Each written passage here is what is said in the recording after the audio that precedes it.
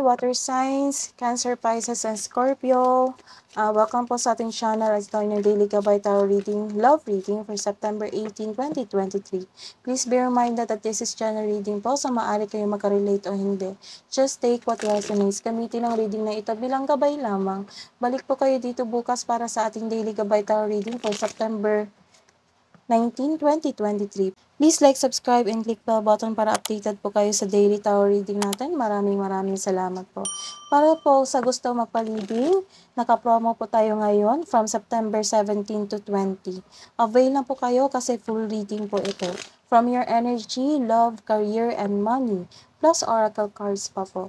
Maaari nyo pong makuha ang link nasa description box po. Message nyo lang po ako sa messenger. Maraming salamat po. So spirit guys, ano po ang ganap today para sa mga single po? Ngayong September 18 po. Para kay Cancer, Pisces, and Scorpio. Kakas break nyo lang. Ang lungkot nyo ngayon. Water signs, bakit? Kakahiwalay nyo lang? Or na-miss nyo siya? You're thinking about your past.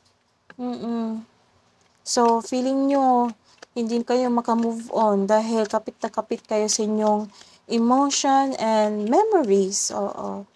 So, you are decided to heal yourself. You are free from the toxic relationship. Kasi nagkaroon ng obsession, controlling na partner.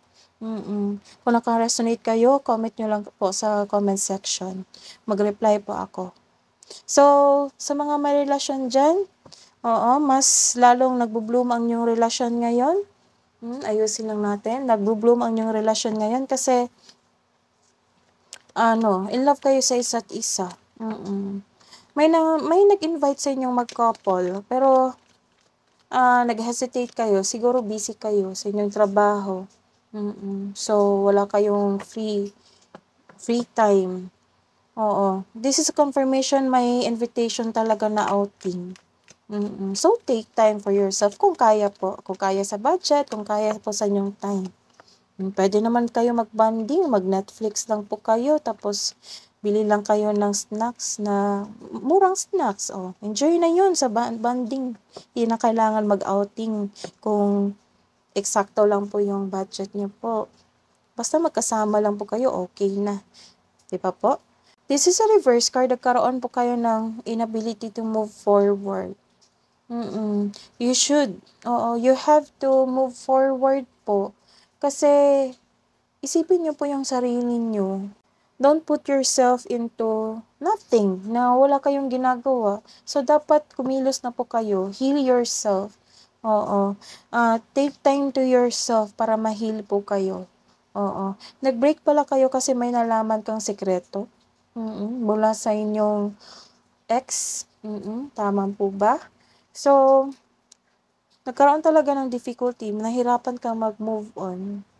I-feel mo lang po to. I-feel nyo po yung emotion nyo.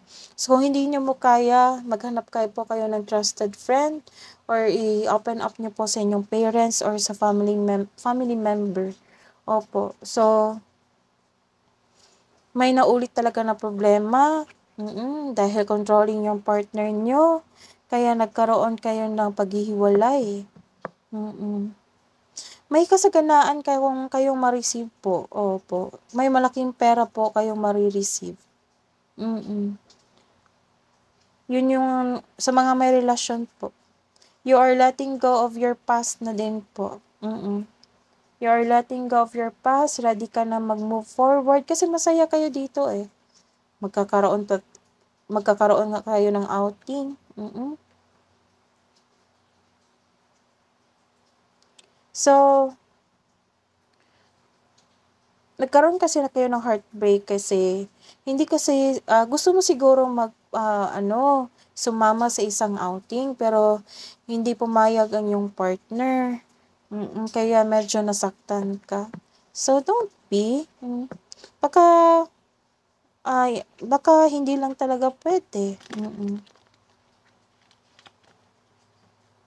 So, ano po ang iniisip nyo sa mga single towards your new person and past love? Ano ang iniisip mo? Ano ang iniisip niya?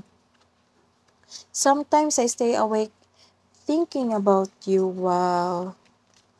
So, may nakukonsensya dito. Sa may relasyon, we need to let each other go.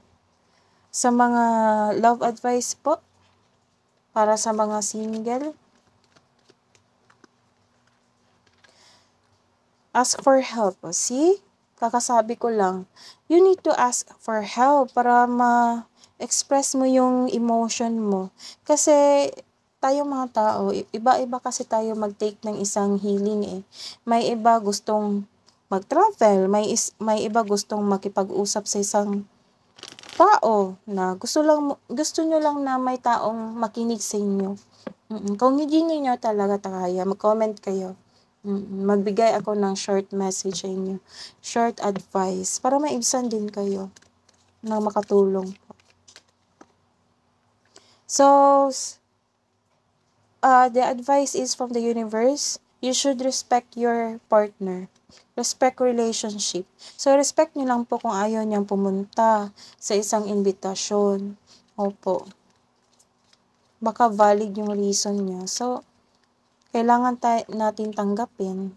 So, don't worry, may maganap na, parating na po si soulmate nyo. Your soulmate is already within your spirit. Kailangan mo lang talaga hilingin siya na dumating sa inyong buhay. Wow. So, nagkaroon talaga ng transformation sa inyong buhay pag-ibig. Your relationship with one another is about to deepen. Love conquers and transforms all things. Wow, that is good news. So, that is your reading, water signs. Balik po kayo dito bukas. Please like, subscribe, and click bell button for notification para po updated kayo sa daily tarot reading natin. Maraming salamat po.